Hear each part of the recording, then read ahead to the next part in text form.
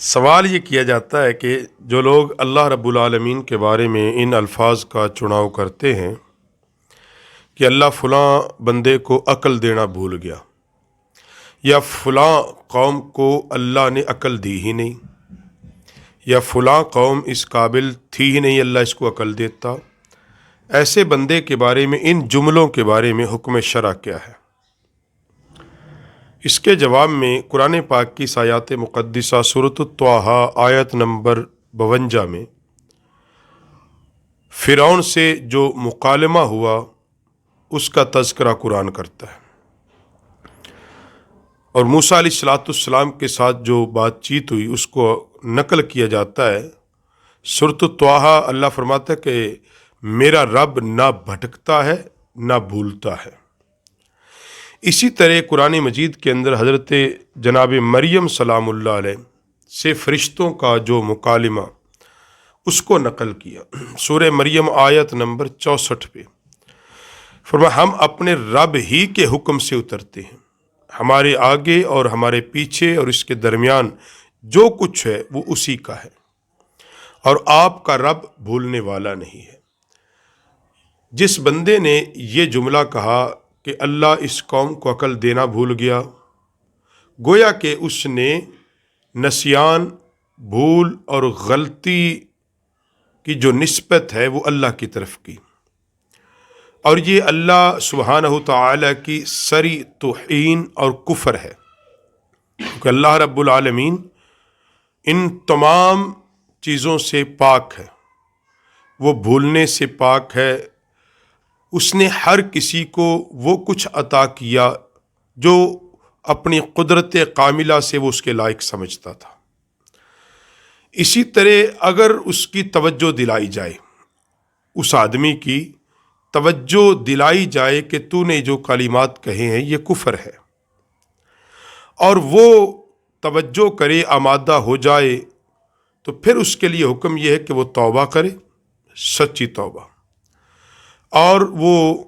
تجدید نکاح بھی کرے، تجدید ایمان بھی کرے۔ اگر وہ اس کو متوجہ کرنے کے باوجود وہ آدمی توجہ نہیں کرتا، یعنی وہ کہتا ہے کوئی ایسی بات نہیں ہے، اس کے لیے حکم شرع یہ ہے جو تمام فقہا نے لکھا ہے کہ اس نے اللہ کی شان میں یہ گستاخی کی ہے، اس پر کوئی اس کو شرمندگی اور ندامت نہیں ہے، تو اس کا وہ ایمان سے بھی نکل جاتا ہے۔ اگر وہ شادی شدہ تھا تو اس کا نکاح ٹوٹ جائے گا، کیونکہ اس کی بیوی تو مسلمان ہی رہے گی، اور اس کی بیوی اس سے آزاد ہے، وہ جہاں چاہے اس کے بعد وہ کسی اور مرد سے نکاح کر سکتی ہے۔ اگر وہ متوجہ ہو جائے، توبہ طائب کر لے اور اس پہ شرمندہ و نادم ہو جائے، تو تجدید ایمان اور تجدید نکاح ضروری ہے۔ اس لیے کلمات کفر میں اور بہت ساری چیزیں ہیں جو توجہ طلب ہے۔ یاد رکھو، اگر کوئی بندہ کلمات کفر بولے اور سننے والا ان پر راضی ہو جائے تو وہ بھی اسی کھاتے میں جائے گا۔ یعنی ایک بندہ کلمات کفر بک رہا تھا،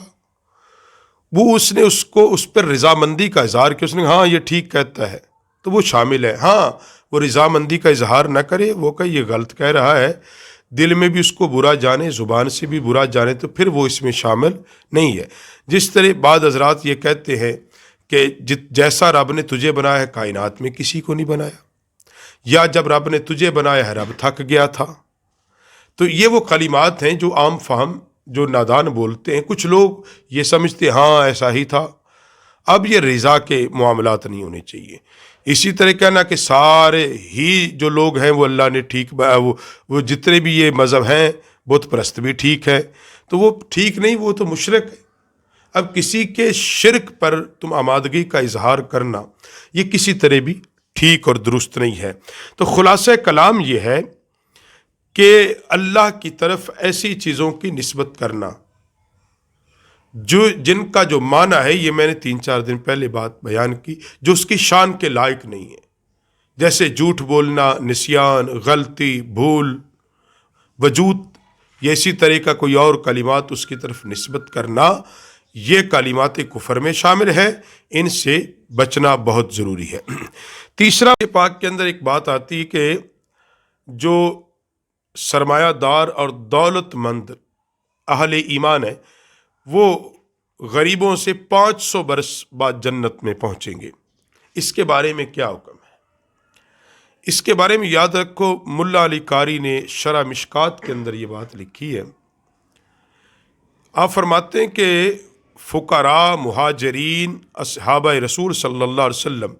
امراء سے 500 سال پہلے جنت میں جائیں گے، اور یہ صحابہ اکرام کی نسبت سے ان فقراء اہل ایمان کا ذکر ہے، مکمل طور پر شریعت کے عامل ہوں، ہر قسم کے فسق و فجور سے محفوظ ہوں، یہ ان کی بات ہے۔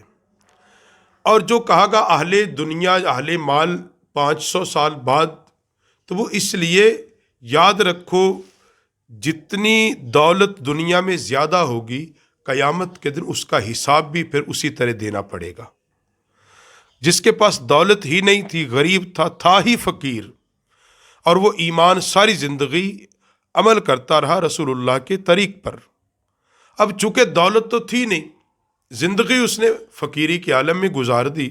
اب دولت کو اس سے حساب نہیں لیا جائے گا، ایمان کے ساتھ وہ دنیا سے چلا گیا تو وہ جلدی ہی جنت میں جائے گا۔ اور جس کو اللہ نے دولت عطا کی تھی دنیاوی، اب یہ حساب بھی اس سے مانگا جائے گا اہل ثروت سے کہ یہ دولت تو نے خرچ کہاں پہ کی ہے، ایک ایک پیسے کا جو حساب اس سے مانگا جائے گا۔ برکیف یہ حکام، یہ اس کو ملا علی قاری علیہ رحمہ نے لکھا ہے، مگر اس کا مطلب ہرگز یہ نہیں ہے کہ ہر دولت مند، یہ صرف وہ ایک جتنی زیادہ دولت ہے، یہ ایک یاد دلانے کے لیے کہ انسان کو وہ جو دولت ہے جب اللہ اس کو دے دے تو پھر اس کو اس کی رضا والے کاموں میں خرچ کرے، نہ کہ قیامت کے دن جب اللہ کے حضور حساب دینے کی باری آئے تو پھر اس کو شرمندگی ہو